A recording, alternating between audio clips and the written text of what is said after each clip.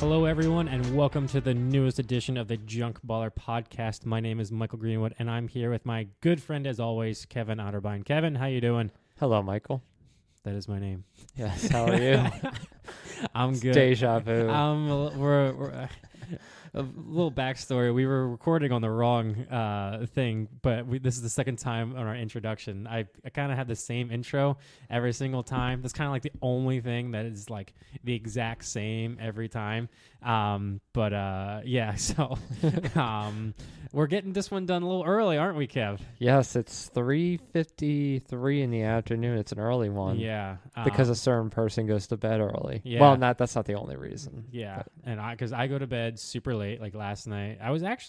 Last night I was in bed by 12, but I know, but didn't. Wow. Normally I'm probably going to bed by like 1:30. That's normally my bedtime, quote unquote. Yeah. But you, on the other hand, do not go to bed that late at No, all. I usually lie down by 7:30. Yeah. There are times when I'm working out in my room or I have just started making dinner and Kev has said goodnight to me already. And that's the dynamic in this apartment here. That's nice. Yeah, welcome back to the podcast. And the season has started, Kev. It's been a while, hasn't it? It's been a little bit. We haven't had we've been a little bit busy, people. Mm-hmm. And I know we live in the same apartment and just do a podcast, but it's a little bit hard sometimes with our schedules. But the season has started, and our last podcast was about the season predictions and what we think is going to happen. It's looking like my Brewers prediction is not going to happen, where they're going to finish in last place unless they have a total other collapse. No. Yeah, they've been doing better than I expected, but yeah. Biggest story pretty much of the opening the first month is the injuries to all the starting pitchers that are out there right now. Yeah. It's kind of absurd. It kind of gained a lot of traction when Spencer Strider had the injury, and then everyone all of a sudden were like, wow, there's a lot of pitchers on the IL to either elbow injury or that are going to be out this year because of a season-long injury to their pitching arm. And that's been a big topic. We don't have the answer to it. A lot of people were discussing whether it's the pitch clock or the velocity. I think it's more the velocity, and also that pitchers really don't have like a break in throwing. These guys don't have an off season. They just kind of have a throwing program to keep going. But the velocity definitely is an issue. I don't think it's the pitch clock because the numbers didn't increase enough for me to think that the pitch clock was the main issue. It could be an issue, but there's no quote unquote like perfect data to explain why these pitchers are getting injured, other than the velocity is up in all of them. That's what I think. All these pitchers throw at least 95 plus. Yeah. The news for baseball, their publicity department must be having a lot of trouble right now. Yeah, Ohtani with the bets. The jerseys. I mean, and like the jerseys thing is like relatively small compared to everything else, right? Yeah. I mean, because, Shohei was in the midst of a scandal for a little bit before he got his name cleared. Yeah. His translator was stealing money from him, as we ended up finding out. Way more than anyone expected. Yeah. But that's happened a couple times in sports. It hasn't happened in baseball, but this is the first time that's happened in baseball with this amount of money. Yeah. With betting. I mean, how could it happen, Kev? Like, everything's sponsored by DraftKings or FanDuel and everything. How could this happen? Yeah, even Fanatics is getting in on the game now. They have their own sports book. Yeah, you hear that, people? The clothing brand that makes the terrible, awful jerseys for these teams, is now has a sports book. I mean, and the only reason why I know is because when I watch MLB TV, it's on every single break. Yeah. Every single break is about their sports book. Yeah. And also, like, every time that I'm listening to sports radio, every commercial break, there's at least one sports betting. At least one. Yeah. At least one sports betting. And to get to the issue with the arms and pitching, I think I was telling you this a couple days ago. It's like when we were growing up 20, 25 years ago, throwing 100 miles an hour was a big deal for someone to do. Yep. It's like, wow, that person threw in the high 90s, 100 miles an hour.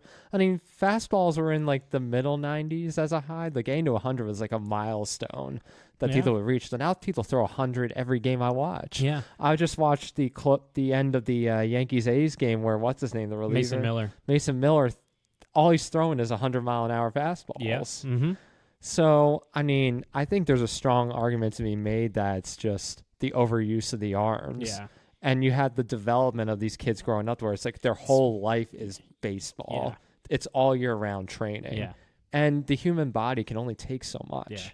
Yeah. I think I heard one of the former pitchers. I don't think it was Greg Maddux, but I know there was a very good pitcher that said, 90, 92 on the corners won't get you drafted, but 100 whatever all over the place will get you drafted because they're like, oh, we can fix him.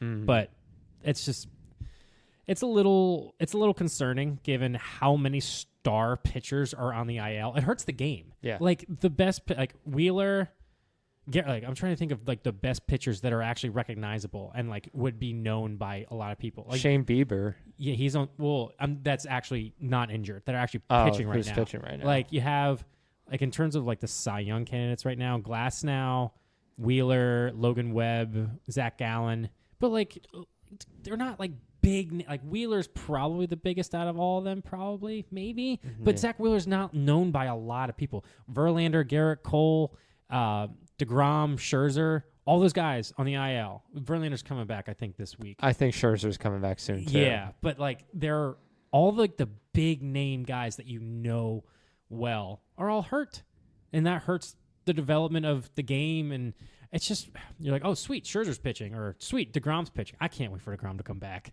He's so much fun to watch. But you have these guys that you just don't know about, and you're like, it's not fun to watch as much. It's not as much fun to watch, though. MLB attendance apparently has been really high so far this year. And the games are even like a tad shorter. They're like a couple minutes shorter, too. Yeah. I was the Yankees game the other day. They got through like 8 innings in under 2 hours. I was like, that is so fast. And I was starting to wonder to myself, is it even worth going to the game if the game's going to be like 2 hours long? I wouldn't feel like I got my money's worth if the game was that quick. I really wouldn't. And I'm not saying that as, we're more old school guys at like 3-hour games sitting and doing nothing, but like sitting and watching the game. But if you're there for 2 hours, unless it's like a really good game, but like if it's just a really quick, like not really exciting game, you're like, why did I come here? Why did I spend, $50+ on a ticket, $20 on parking, and then maybe, I don't know, $20 on a beer, and then maybe $6 on a hot dog? That's $100 right there. That's not worth it for 2 hours of entertainment. It's not. So you got to pick your poison with that. Obviously, not every game is going to be 2 hours, 2 hours and 15 minutes, but like the 2 hour, like I think in between the 2 hours and 3 hours is 2.5 to 3 hours is a good thing. I don't think that like 2:45 probably would be like peak. Look, well, the other day, like the Phillies game ended before 9:00, and we're like, what? Like, what do I do for the rest of the night? Like, people leaving the game are like, wow, I'm actually going to get home at 10:00, which honestly, as an adult, as I'm getting older, sounds great. But also, was it worth it? Yeah. Too. So. Yeah. I was going to say something, but I just lost my train of thought. That's okay. I have tons of things to say in my head. I got too much going on. Yeah, that's why I tried to stop you as you were talking. But no, I was going to agree about the 2.5, 3 hour time frame, especially also because with the other sports, that's the amount of time you sit there and watch the games. Like football's around 3 hours, basketball could be 2.5, 3 hours, depending on how long it goes. Yeah. Especially the last couple of minutes of a basketball game. It's terrible. Where it's just timeout after foul after timeout after foul. Hockey, I think is similar. I don't watch enough hockey to gauge that, but I think it's still in that 2.5, 3 hour frame. Totally forgot. Sixers played tonight. Forgot about that. Yeah. I guess that's what I'm watching tonight. All right. Any surprises that you think are kind of worth the attention? I mean, the White Sox are absolutely horrible. They are probably I didn't think they would be that bad. They are a AAA team. I thought the A's would be like the worst team, but the A's actually have been decent. Not great, but they've been decent. The White Sox look absolutely horrid. Yeah. Completely putrid. It's a joke.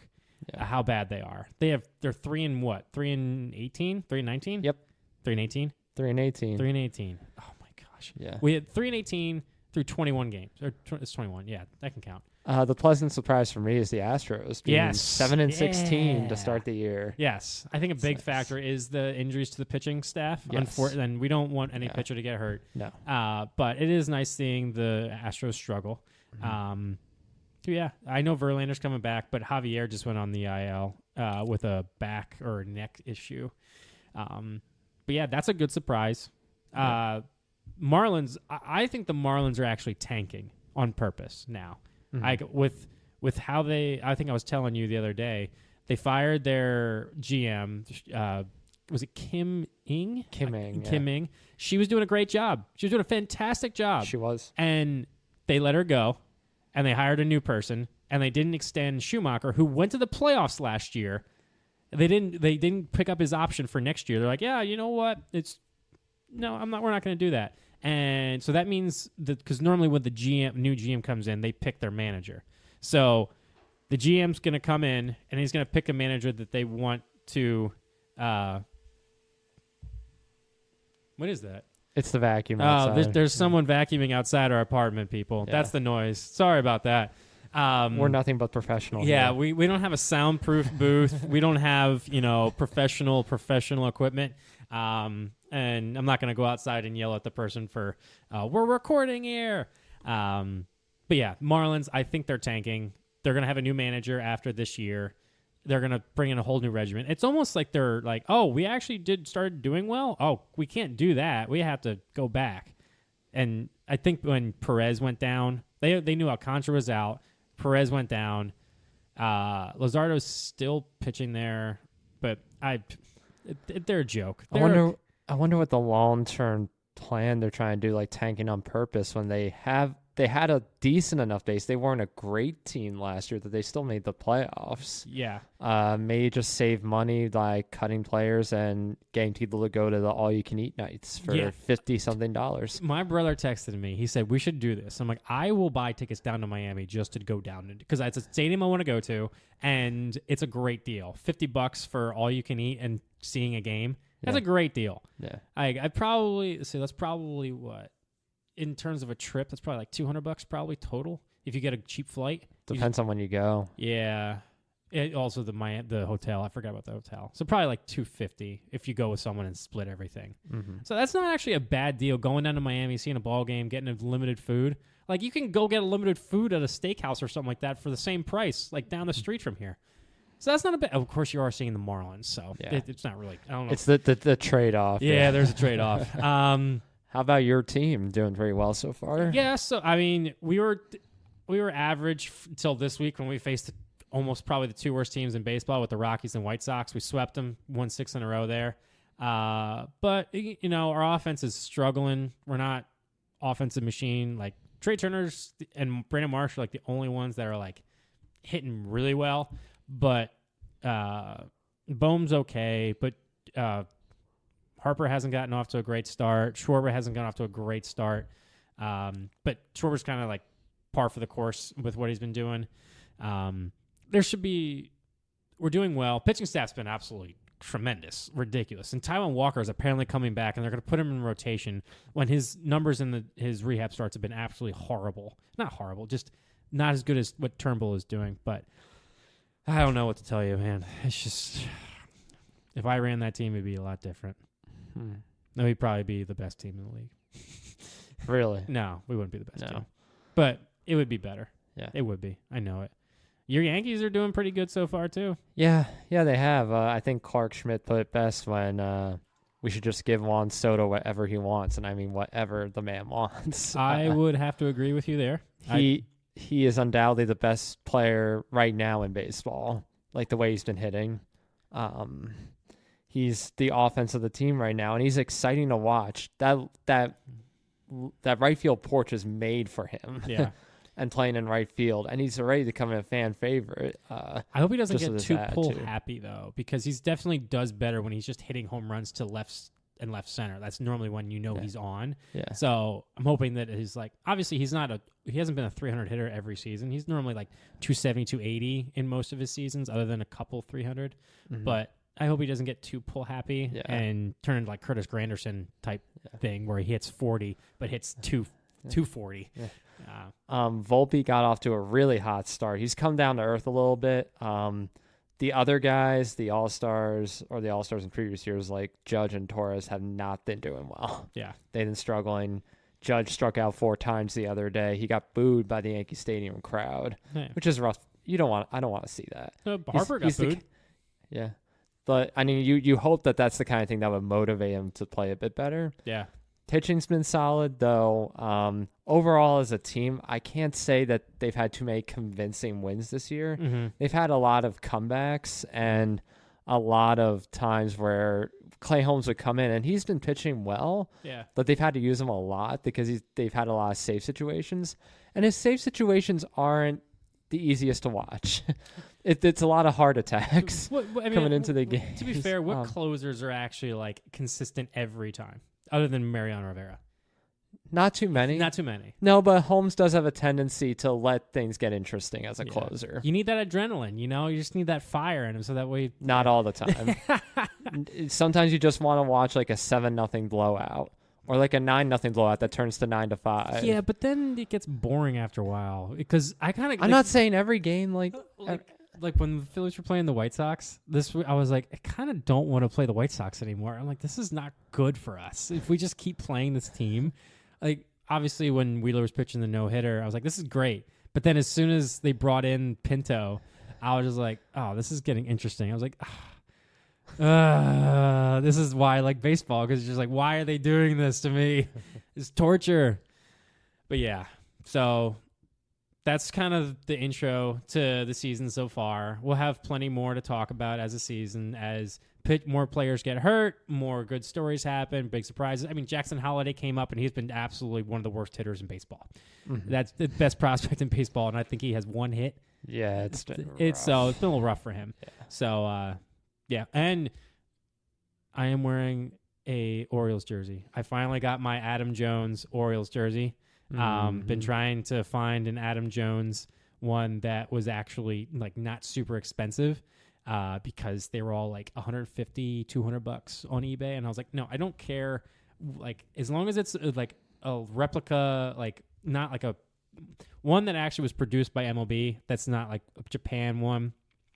So I found one online for $50 and it's great. I love it. It's a little thin on the, like it's a little long. I think it might be like one of those actual like authentic ones that go down longer, but I found my Adam Jones jersey, and I'm very happy. So I now have 3 jerseys that are non-Phillies. So I'm happy. I'm building my jersey collection. It's becoming an expensive hobby. But yes. All right. Let's move on to our fun fact. Yes, indeed. And this might be one of the craziest stats I've ever seen. And it's for different reasons than what you would expect from like a crazy stat, like a super high statistic. Yeah. I got to go back to my favorite baseball player of all time, and that's Lou Gehrig. Oh, yeah. If I had a top 5 list of favorite players, he might take up like the top 3 or 4. Oh, about Paul O'Neill. I thought Paul O'Neill was one of your favorites. He's one of my favorites, but he's not my favorite ever. Oh, okay. Gotcha. No. All right. So your favorite player is a player you've never seen play? Yes. Gotcha. Okay. Yeah. I'm just curious. I'm just asking. Well, just like the way he conducted himself, the way he played, the consecutive game streak, and he's just the fact that he played so well under the shadow of another man who was in the same lineup as him in Babe Ruth. That's very true. And the candy bar? I thought you wanted me to be short with this section. But anyway. No, just let it fly. Let's go. I mean, in the popular culture, he's known as the man who succumbed to ALS, one of the first guys. And he has the disease named after Lou Gehrig's disease. Yeah. He didn't really get diagnosed with it until after his consecutive streak ended in early 1939. So he still played that first month or so. Yep. So even though he was still at ALS, he had a 143 average. Yeah. Jeez. With 4 doubles, I think. Or no, 4 hits. Yeah. 2 runs scored in 28 at-bats and walked 5 times. Dang. He had ALS. Good Lord.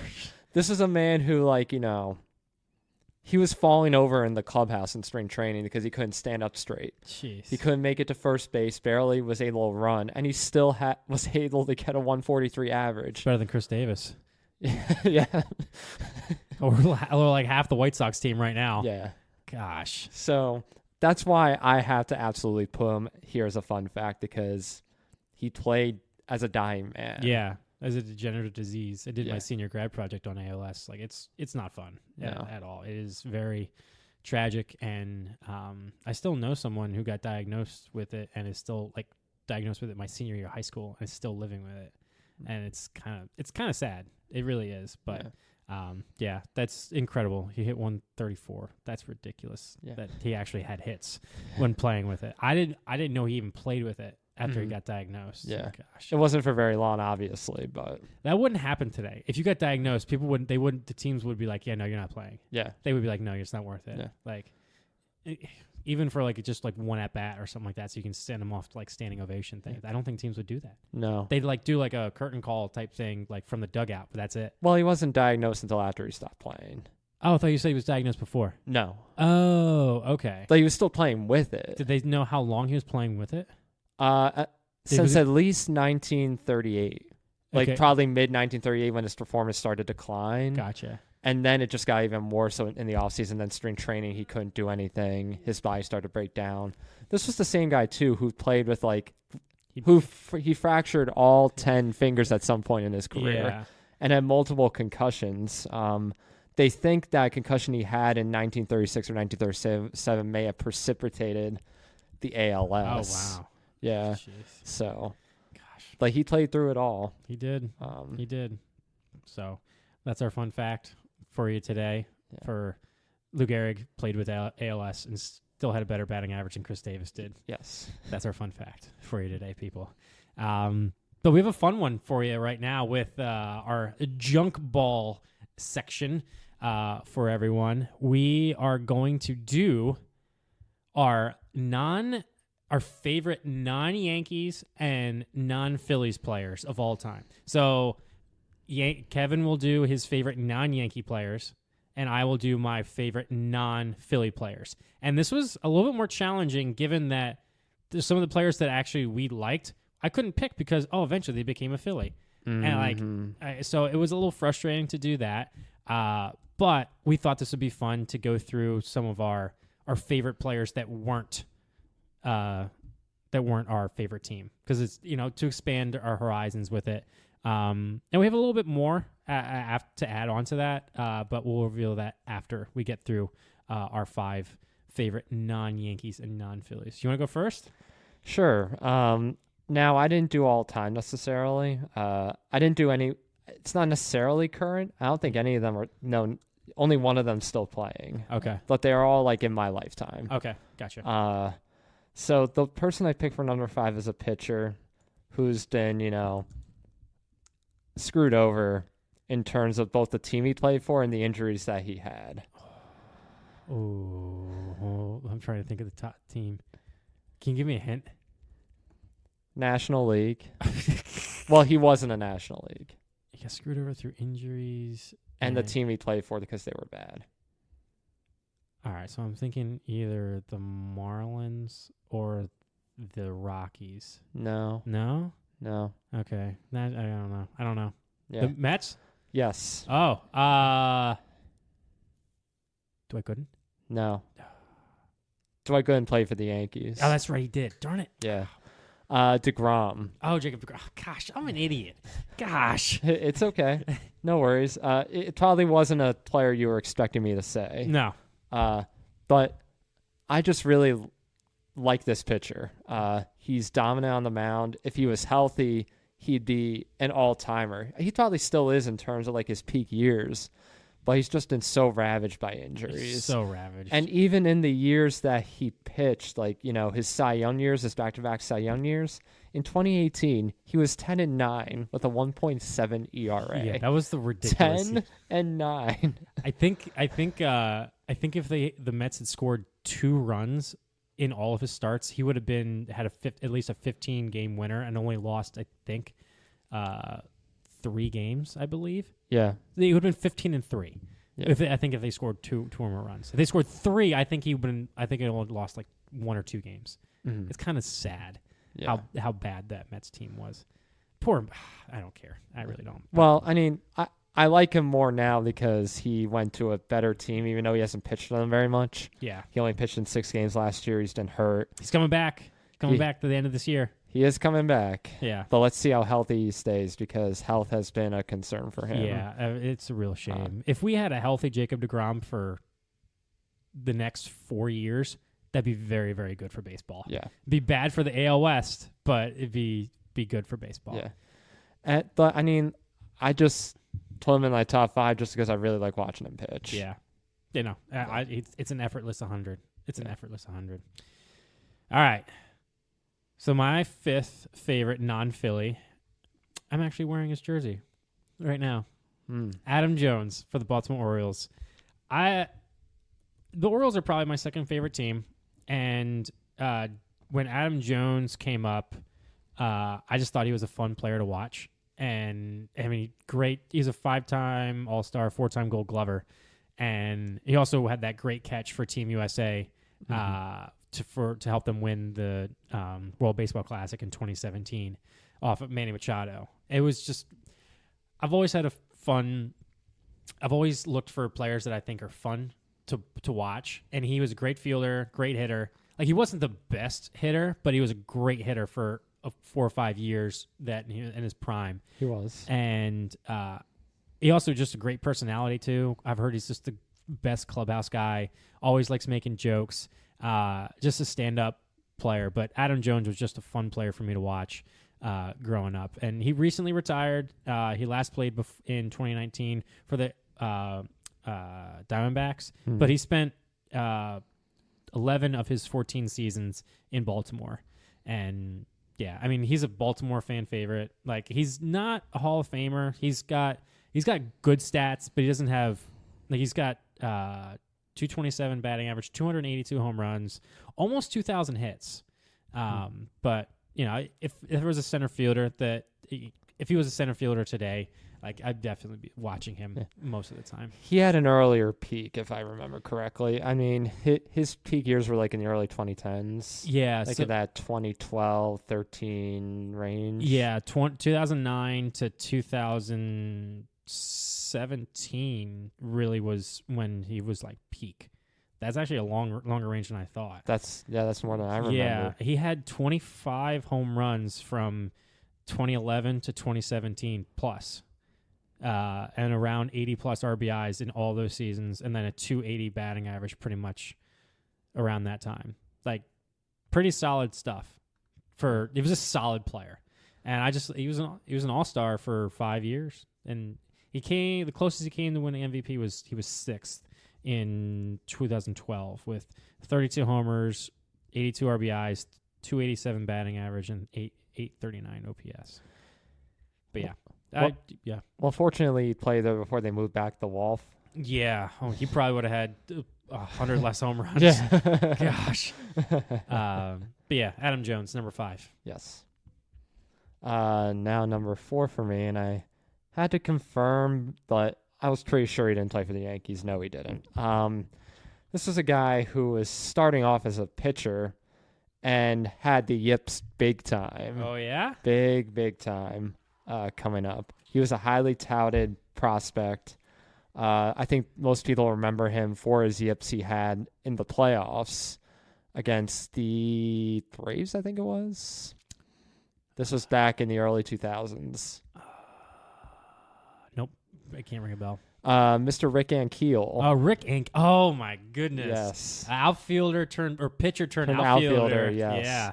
Yeah, he was the quintessential guy who he pitched in that game and just was all over the place. Then he had control issues for years. He had Tommy John surgery. Wow. Yeah, and then he just spent a couple of years just rehabbing in the minor league system and trying to get back up to speed before he was converted to an outfielder. And he came out swinging. I mean, he hit a grand slam. He had a home run, I think, in his return. And then he had some, solid years. He had a 285 batting average in 2007. He had 25 home runs in 2008. Holy crap. He had 25 home runs in 2008. Oh, my gosh. So, and then he kind of played with the Royals and the Nationals for a couple of years after that. I remember him with the Nationals. Yeah. I remember him with St. Louis. I do remember from that because he had some great throws in the outfield. He did. Yeah, he was actually a pretty good defensive player for pitcher turned outfielder. He was, and that's the reason why he's on my list, because of his comeback story. Yeah. From just being down in the dumps and having Tommy John surgery to coming back and being a solid outfielder. Yeah. For a number of years. Yeah, serviceable outfielder. Just that's a good story. That's a good story, and it's the Cardinal way. All right, Rick Ankiel, number 4. So my number 4 is currently still playing, but is on the IL just like Jacob deGrom is. That is, he has the career lowest ERA in MLB history. Do you know who it is? I'm sorry. He has the lowest ERA, career lowest ERA in MLB history. Right now? Right now. Like for all of his career. Kershaw? Yep, Clayton Kershaw. He's number 4. I've always had he's got that weird kind of like brings his arms up, like sets it, got that high leg kick. And he was just so much fun to watch when he was in his peak. Mm-hmm. He was just like, you're facing Kershaw. You could get a shutout. You could get a no-hitter. You could get strikeouts. He's still, how old is he? He's in 36-ish. He's 36. 36. Yeah. Look at that. But even last year, in 24 games, he had a 2.46 ERA. His highest ERA, he's had 2 ERAs in his three plus since 2009. That is absolutely absurd. He's led the ERA. He's led the league in ERA 5 times. He's a 3-time Cy Young. He won an MVP. He was so much fun to watch. I hated the Dodgers, but it was fun to watch late at night when you could watch the game at night and the Dodgers were on and Kershaw was pitching. You're like, this is fun to watch. He was a fun pitcher to watch. Does your hate make up for the fact that he was terrible in the postseason? I mean, he never faced the Phillies in the postseason, so I didn't really care that much. But he might have pitched a little bit in 2008 against them. I'm not sure if he. Let me check to see. He did. He did. He had a 4.5 ERA. He pitched 2 games, 2 innings against the Phillies in 2008. Yep. Oh yeah, and then he pitched in 2 games in 2009 and had a 9.45 ERA against the Phillies. Yeah, so I don't even remember that, to be honest. I don't. Yeah. I know Kershaw hasn't had the best success in the playoffs. But yeah, what's his career ERA in the playoffs? Well, if you scroll all the way down and see that ERA for his last series. Oh, I mean, he only got 1 out. Oh, yeah. That series overall was just do you want to forget that as a Dodger fan? Yeah. But yeah, I loved Kershaw. I know some people think that, he's a first ballot Hall of Famer. Easy. He should be unanimous, but he won't be because that's how people are. I mean, you're a 10-time All-Star. You've won the MVP as a pitcher, and you're a 3-time Cy Young Award winner. You've won the World Series. Also, that is also a asterisk World Series too because it was 2020. Yeah. So you say what you want, but dude has a career 2.48 ERA in 2,712 innings. Yeah. No, I agree. You could count on him to be a Cy Young candidate every year. Yeah. I don't think you could say that about too many pitchers in baseball right now. No. And he's gonna come back and he's got 60. He needs 66 strikeouts to get to 3,000. Yeah. So he'll get it. He should get it, unless he has a career-ending injury. Please don't. But he gets that 3,000. He has that.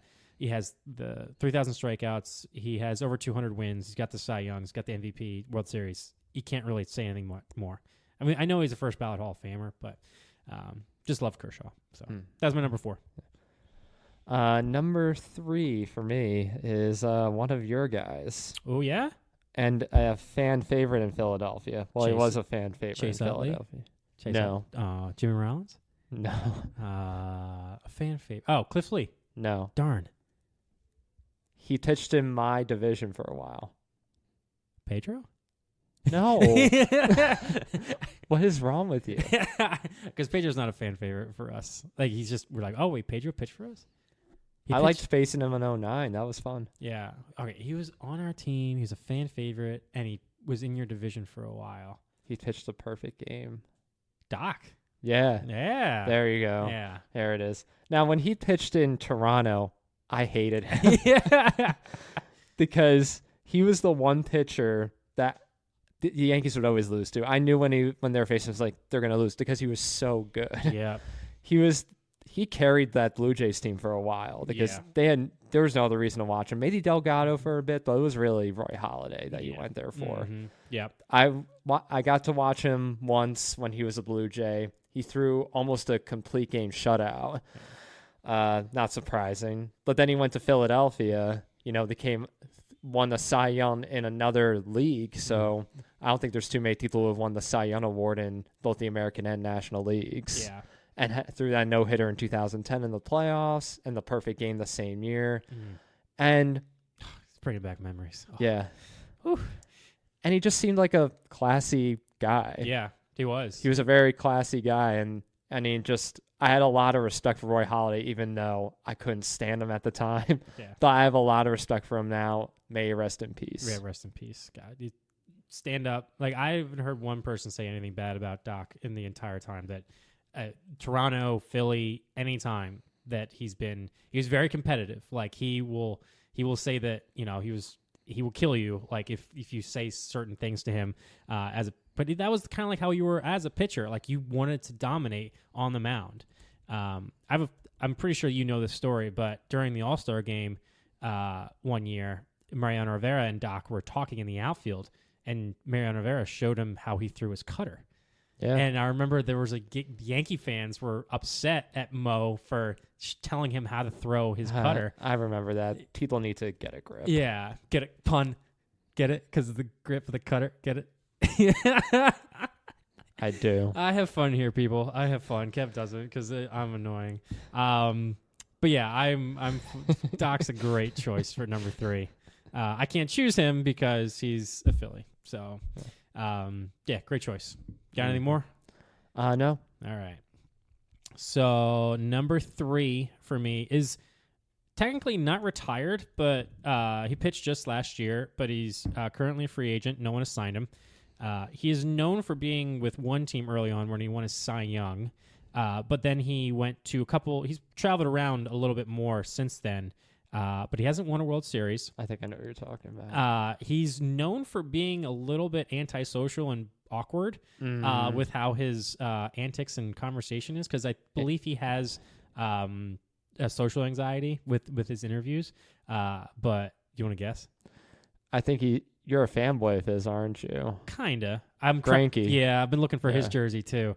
I can't find a good jersey that's not like $300 for Zach Greinke. I love Zach. I mean, to be fair, who doesn't love Zach Greinke for a lot of baseball fans? Dude loves to pitch. He literally would tell the batter, well, hey, this pitch is coming, and he would still get strikeouts. Like, that's ridiculous how good he was.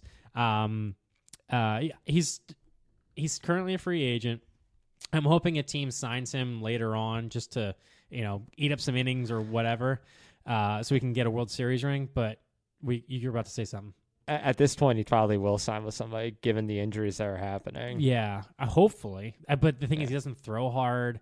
Like, and maybe people might be worried that he's too awkward with his antics or something like that. But I hope if the Royals start doing really, like, the Royals are off to a good start.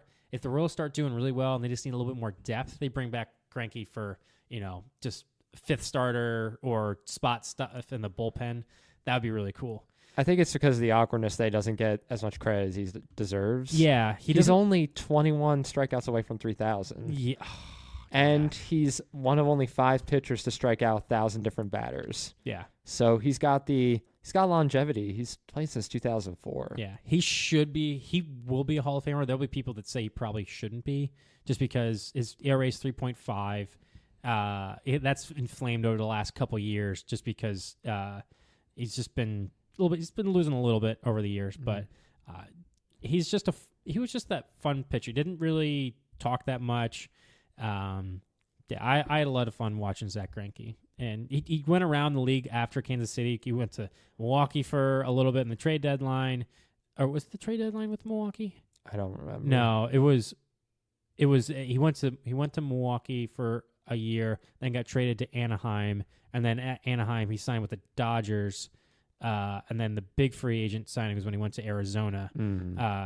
That was the big shock. Everyone's like, "Whoa, Arizona signed him." But then he was an all-star.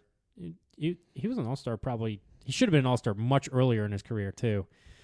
But he was just a fun pitcher to watch, and I like his antics and his behavior and just how he is. He's kind of a goofball too at sometimes, but yeah, I love Zach Greinke. Trying to find a powder blue Zach Greinke Royals jersey, but that's gonna be hard to find. That's not super expensive. Powdered blues are the way to go. Yes. I tell you. Now we're down to our second. Top two. It's a steroid guy. Yeah, which isn't Bonds. Okay. That he was one who could really hit. He was a part of that home run race in '98. Okay, so it's one of two options right now. Yeah. He's a World Series champion, 12-time All-Star. So crap. He's a World Series champion. Oh, okay. Yeah. He was one of the Bash brothers in the 80s, along with Canseco. Yeah. Mark McGwire. When did he win the World Series? In '89. With the O's. The O's. What alternate universe is he playing in Baltimore? We're just going to do initials from now on for teams. Sosa did play in Baltimore, I think. Yes, he did. Yeah. Yes, he did. So the other one did. Can I imagine if I show up to Camden Yards with a Orioles Sosa jersey? I should. And he was a lot of fun to watch, even though he did take performance-enhancing drugs. Yes. And he would be another guy like Bonds who would hit like 500-foot home runs consistently. Yeah. Like the one I think of is the one at Dodger Stadium. If you ever saw that highlight, he hit it over that roof. Yeah. Like just absurd. And another guy who, I mean, even though he's a steroid guy, doesn't seem like the worst person ever. No.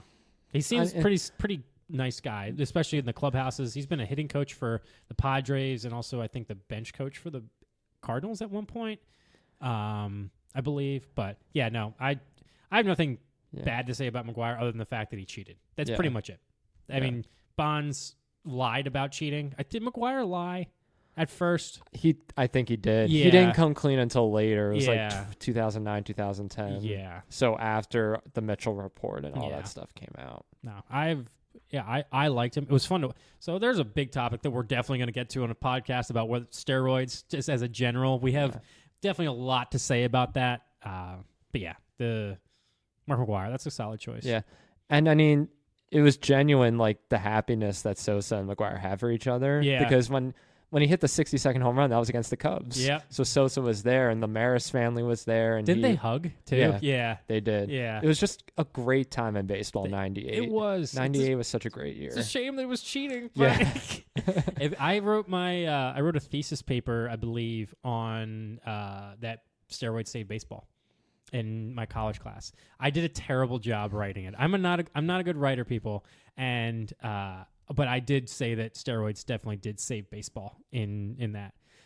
But we have a ton to talk about on another podcast with that. Mm-hmm. So no. So I'm actually going to, for my number 2 is a current Cardinal, and I've talked about this guy for I would probably say I mention him maybe once every podcast or every other podcast. He was on my all-time fantasy team as my third baseman, and he's a former Rocky, and the Rockies traded him to the Cardinals, and the Cardinals got $30 million in the trade. The Cardinals didn't send anything over to the Rockies for him. But Nolan Arenado has been probably, in the time that he has been in the league, has been my favorite non-Philly player to watch. He's the best third baseman I've ever seen play at third base. And I've seen Scott Rowland, I've seen highlights of Schmidt, but Nolan Arenado makes it look super easy. Yeah. It's unbelievable how easy he makes it look. Fantastic offensive player. Last 2 years, he's been struggling a little bit offensively. He is getting older, and he's not in Colorado anymore. But his numbers didn't drop off significantly when he went to St. Louis. It's just more of he's getting older. That lineup hasn't been the Cardinals haven't been the best since he's been there. But Nolan Arenado is a lot of fun to watch. Don't have anything bad to say. Like everyone says, he's a great teammate. He's so much fun to watch. He's another one of those players, kind of like Ranky, where if he played for better teams, like if he wasn't with the Rockies, if he was like in LA or New York or one of them, he would get far more credit as a great player and the best third baseman in the league. Yeah. He's a 10-time Gold Glove winner, 6-time Platinum Gold Glove winner. Yeah. He won that 5 years in a row. Granted, he's getting older now. He's 33. Yeah. But I don't think we've seen a peak performance at third base like that, like we've seen with Arenado. At least in our time, there's not too many. Yeah. I could think of off the top of my head. Last year was the only year in his career that he didn't win the Gold Glove. Yeah, in his career. He had won it his rookie year, and then all the way up until last year. He had won it every year at third base for the National League. Yeah. And, I mean, he didn't... Was there an All-Star game in 2020? No. So that's why he didn't... Because there was like an interruption, too. So it was like he was an All-Star in 2015 to 2019, then 2021 to 2023. So only the COVID year prevented him from having a 9th All-Star appearance. And he's the 6-time Platinum Glove. That means he was the best glove in his league. Yes. 6 times. Yeah. 6 times. 5-time Silver Slugger. I don't know if he's won the Silver Slugger since he's been with he has. His second year with the Cardinals. Yeah. He was third MVP with the Cardinals, too. So, like, his numbers haven't dropped off significantly. He definitely struggled last year a little bit. I think last year, at the end of the year, he definitely struggled. But Arenado's one of the more fun players to watch on both sides of the ball. You know, you get players that are fun to watch on either side. Arenado's good on both sides. You're excited to watch him when he's up at bat and when he gets when the ground ball's hit to third, I'm like, oh crap, it's an out. Like no matter how hard it is, like it's a surprise. You know, a player is good at what they do when something bad happens and you're like, wow, that happened. That you're surprised when a ball gets by him. So my number 2, Nolan Arenado. Mm-hmm. Good number 2. Thank you. Number 1, I don't think this was much of a contest for me. And this is someone we've talked about quite a bit on our podcast, and our fun facts are just being one of the great pure hitters of all time. Okay, all right. I know who this is. Yeah. Another guy who, I mean, he got to 2 World Series, but mostly he played for a mediocre team, but man, could he hit and make contact, and rarely struck out. The most strikeouts he had in 1 year was 40. It's ridiculous. 40 strikeouts. People get 40 strikeouts in a month. Let me check to see if there's anyone that has 40 strikeouts right now. I'm going to check to see if anyone has 40. Yeah. Someone's got to have at least 30. Yeah. Someone's got to have 30. And he's only struck out 30 times in 3 seasons. If you haven't guessed, it's our friend from San Diego, Tony Gwynn.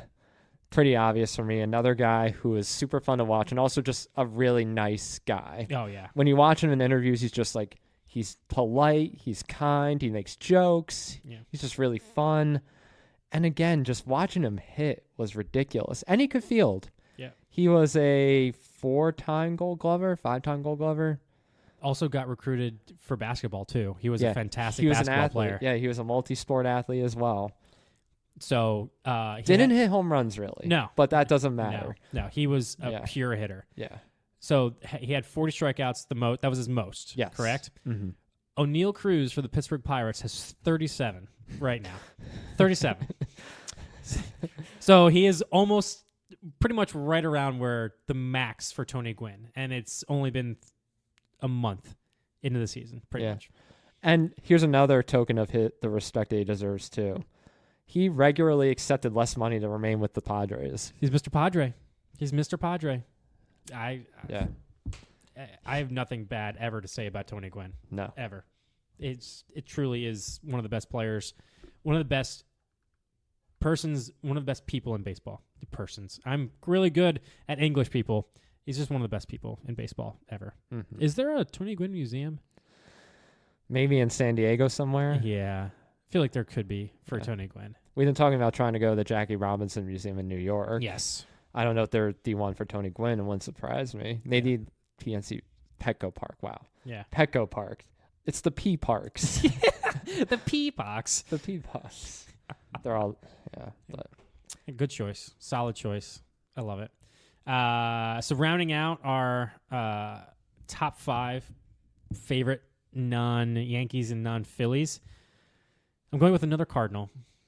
This one just retired the other year, and I remember watching him as a kid. There were times when he was my favorite player, even though was a Phillies fan. I was like, man, I just love watching this guy. His nickname is the Terminator, or the Machine. The Machine. That's his nickname. Mm-hmm. But Albert Pujols was just my favorite player of all. He's borderline my favorite player of all time, and he's not a Philly. Just complete stand-up guy, but also I think he is one of 3 players, I believe, to have the Triple Crown all decade, where he had the highest average, highest home runs, and highest amount of RBIs for 10 years straight. I think the other people to do that were crap. I just know he was the 3rd person to do it. And there was only 2 guys that were in the Hall of Fame. But Albert Pujols, you can't really say. Obviously, when he went to the Angels, he struggled a little bit as he got older. But for 10 years with the Cardinals, you couldn't pretty much have a better offensive player other than maybe someone who could steal bases a little bit more. But he had 3 MVPs with the Cardinals. Finished in second, third, second in other years with the Cardinals, and 4th. He really never struggled with the Cardinals at all. His last year at the Cardinals, I think, was his first year. He hit below 300, and he hit 299. That was his only year with the Cardinals. He hit below 300. Yeah, it really was fun. You stopped and watched Albert Pujols hit, because you knew something good was going to happen most of the time. Mm-hmm. And it kind of was like between him and Miggy for like the best player, like best hitters around at that time. But I'll take Pujols over Miggy 10 times out of 10. Well, I think Miggy was more like later after Pujols' peak, because when I think of the 2000s decade, I think of Pujols. Yeah. In terms of like the best all-around player. Because Miggy had in 2012 when he won the Triple Crown, yes. right? Yeah, and Miggy won it back-to-back MVPs, where you're like, wow, this is ridiculous. Yeah, because that was right when Pujols went to the Angels in 2012. That was his first year with the Angels. And everyone remembers when Pujols went to the Angels. He didn't hit a home run, I think, for the first couple weeks, and everyone started like, what the heck, man? Like, we gave you $210 million to come over here. And the Angels just ruin everything. Yeah, they do. They really do. But it is a stand-up guy. Like, he had a huge foundation, that nonprofit that helped underprivileged kids, I believe, overseas, or I think they were either on the spectrum or something like that. But it was super classy guy. I've never seen him get ejected or angry in baseball ever. Kept his cool. He kept his cool. I don't know if he was. You know how MLB has those votes for like most like nicest teammate or something like that. I know Tomei won it a couple of times, because Tomei was just. I've never heard one person say. I don't think I've ever seen Tomei frown, honestly. But I know Pujols was just that. Everyone just loved Pujols in the dugout and as a clubhouse. So yeah, I think the home run he hit off a ledge in Houston hasn't landed yet. It hasn't. That is. It's still sailing somewhere. And he's known for just that weird stance. Like, he doesn't really step. He kind of his thighs are so freaking big. It's where he gets all his power from. Like, he just lifts his leg and just has that like smooth swing. It's a shame that towards the end of his career he really battled some injuries. But he did get to 3,000 hits, got to 700 home runs.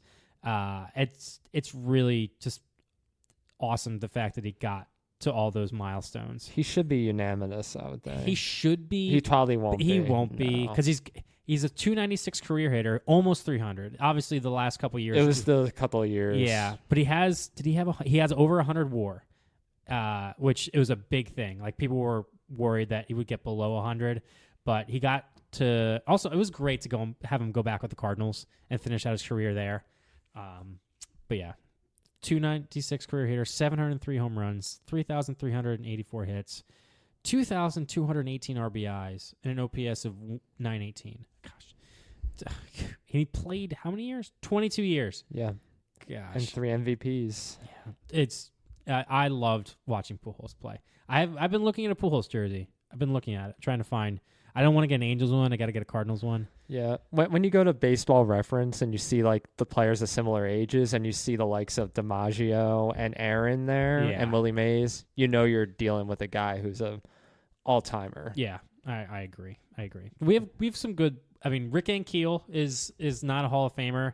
No. But most of our players were pretty good players, very good players, Hall of Famer players. Yeah. The only one of my player that probably isn't going to be in Hall of Fame is Adam Jones, but everyone else should be in the Hall of Fame. Is Ankiel? Well, McGuire's never going to make it. McGuire's not going to make it. Yeah, true. DeGrom, he's going to be the test because say if he doesn't accumulate the stats the next couple years with the Rangers, he was the best pitcher in baseball for 5-6 years. Yeah, the late 2010s. And so, you're going to get those. He has the 2 Cy Youngs. Does he have 2 Cy Youngs? I think he has 2. 2, yeah. He has that new type of stats that we're going to have to figure out whether or not he was a Hall. Because in our minds, he's a Hall of Fame pitcher, but he doesn't have the stats to go along with it. So that'll be interesting to see whether or not DeGrom gets in. I hope he does, but DeGrom's also up there, one of my favorite players because it's just fun to watch. Yeah. But do you have some players that you loathe for your? I was able to think of 2. So this is for your least favorite Yankees, right? Yes. Yeah. So we decided to do our least favorite of our own teams just for fun. So what do you got? I don't think these guys are necessarily unlikable people, but when they were there, they were just absolutely useless. Yeah. And that's the number one factor when it comes to hatred, I feel, for the Yankees. You could be a total jerk, but if you win like Reggie Jackson was, he was a jerk to everybody, but he won games, so Yankees fans love him anyway. Yeah. Mr. October. Yeah, exactly. But you have guys like, say, if you remember, Carl Pavano. Oh, yeah, Carl Pavano. Who they signed to this $40 million deal. He was 6th in Cy Young in 2004. He goes to the Yankees and does nothing. He had 26 starts over 3 years. He had a 5 ERA and was always hurt. And then he had Tommy John surgery. Oh, whoa. No way. So just, I don't want to bash on him as a person, but he was just he did nothing. No, I agree. He was a complete waste of money. The other has to be Jacoby Ellsbury. I was going to guess Jacoby. That was going to be my next Another guess. one who is similar. He had a 7-year deal, $150 million. Didn't do anything. You can see Kev getting just frustrated with him talking about it. He had a 264 average in 520 games. He was another guy who was hurt constantly. Even when they signed him at the time, that's when they signed him right off of that World Series championship after 2013. I'm like, that's pretty high for someone like Jacoby Ellsbury. Yeah. He's a good player, but is he worth the 7-year, $153 million? No. Nope. I think they were just doing that because the Red Sox won the World Series and they kind of wanted like the Johnny Damon signing. Like when they got Damon from the Red Sox, they wanted to do the same thing with Jacoby Ellsbury and bring him in, and it backfired spectacularly. Yeah. So those are the 2 that come to mind for me. And I'm trying to think of other Yankees that are hated by just off that I know that would be hated. Like Ellsbury was one. That was going to be my guess. I know A-Rod is kind of mixed match, mixed. I think it's kind of gone down for A-Rod. He has valleys and peaks. Yeah. Before 2009, Yankees fans did not like him because he couldn't perform in the postseason. Yeah. He won MVPs. He was an MVP twice, I think, before 2009, but he had a 100, 200 average in the postseason. Never wanted him to hit. Then 2009 comes, and now he's he's clutch in the the ALDS against the Twins, then against the Phillies he does well. Yeah. So he wins back that respect. Yeah. But then you have all the steroid stuff. Getting caught twice for it, including in the 2009 season. Yeah. And then now he's doing the commentating, and he's kind of annoying. Yeah, he's kind of annoying. He really is. So, and they didn't retire his number, even though he's a 2-time MVP. Yeah. And they kind of like tried to push him into retirement in 2016, like halfway through. It's just like, get out of here. Well, yeah, didn't he retire mid-season? Yeah, it was 2016. Yeah. But they were, I don't think it was, I don't know if I called like a forced retirement, that they were kind of like pushing him out. You could off. see it. Yeah. You could see it. Yeah.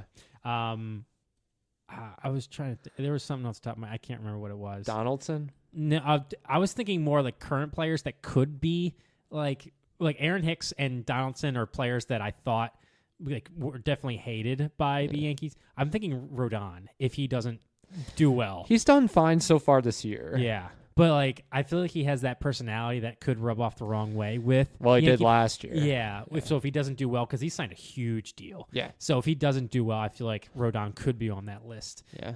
I feel like there's other Yankees that just Yankee fans just absolutely loathe, but I can't remember off the top of my head. But as long as you perform, you'll be fine. That's kind of how we are with Phillies fans.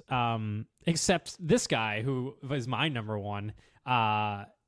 So I don't know if, like, I have a number one, but there's two guys that I just absolutely loathe that are Phillies, but one of them's our all-time saves leader, and you know him well from pitching because he pitched with the Red Sox for a while. Yep. But Jonathan Papelbon, also known as Jonathan Papelpoopy by Ike Reese on WIP, he was really good for us. He was really good, but dude, he was such a jerk. He is such a jerk. He choked out Bryce Harper while he was with the Nationals, but also he made the gesture to his crotch at the fans when he said it didn't. But the dude's kind of a jerk just in life too. Yeah. But he just is not liked by Philly fans. And to be fair, he came here to win, and he got frustrated the fact that it was the tail end of the peak Phillies years. Wasn't he there in 2011? 2012. Okay, so right after. Right after. Okay. Yeah. Because he came here saying, like, yeah, I wanted to win. Like, I signed a contract. So, but, dude, he's hated by Yankee fans and Philly fans. And also probably national fans, too, because he choked out Harper. Well, they don't like Harper anymore, so. But I have a couple other guys that I could say, but this one guy, Scott Rowland? No, I like Scott Rowland. I know Philly fans don't. No, like they don't. They should just grow up about that issue. They should. He wanted more money, and then they were like, "Oh no, we're gonna trade you." And but he didn't want that much more money at the time. He just was like, "Hey," and then he's like, "Yeah, they're not committed to winning because they didn't want to pay me." Like, to be fair, they weren't at that time. Everything that Rowland said was fine, and Rowland didn't say anything bad about the Phillies when he was with the Cardinals or anything. So, but no, this guy, he just retired a couple years ago, but he was really well known for being a Cubs pitcher and an ace for the Cubs and yeah. But when he came to the Phillies, he signed a 3-year, $75 million deal, and we're like, okay, now we have our starting pitcher, like, to go along with Nola. You got it? No. Yeah, it's Arrieta. Yeah, but all I'm thinking about is when we were still going to Easter in 2015. Yeah. I think it was like you, me, and our friend John. Yeah. We were having like this debate about the Cy Young that year. With Greinke and Arrieta. Yeah. So he signed late in the season, late in the off season, and he signed with the Phillies 3 years, $75 million. And he was just so bad.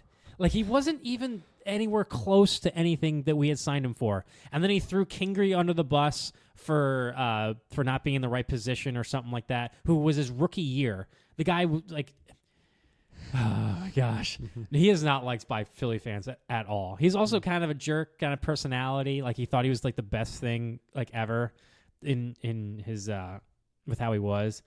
But yeah, Jake Arrieta, don't like that guy. I could name a couple other guys that were on my list that are underneath my skin. Adam Eaton's kind of a shoe-in for Philly fans because he came in, was supposed to pitch well for us. It didn't, then got DFA'd his World Series year, and then came in and got the World Series ring. And he was booed while he got the ring.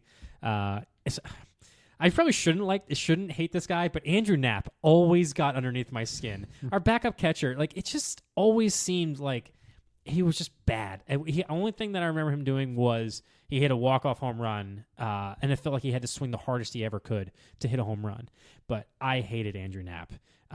Yuri's Familia, that's also on my list. The recent guy, just terrible. I hate him with the Mets, and the fact that he came to the Phillies, I'm like, full of God. The guy's on the end of his career, and for some reason, who's that? Girardi just kept going to him all the time, and I'm like, stop it, dude sucks.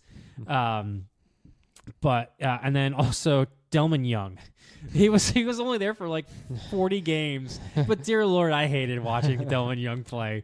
I was like, this guy sucks. I hate this guy. This is not worth it. But I kind of felt that way a little bit about Edwin Encarnacion, even though like he just didn't do anything for like half the year he was there. Yeah.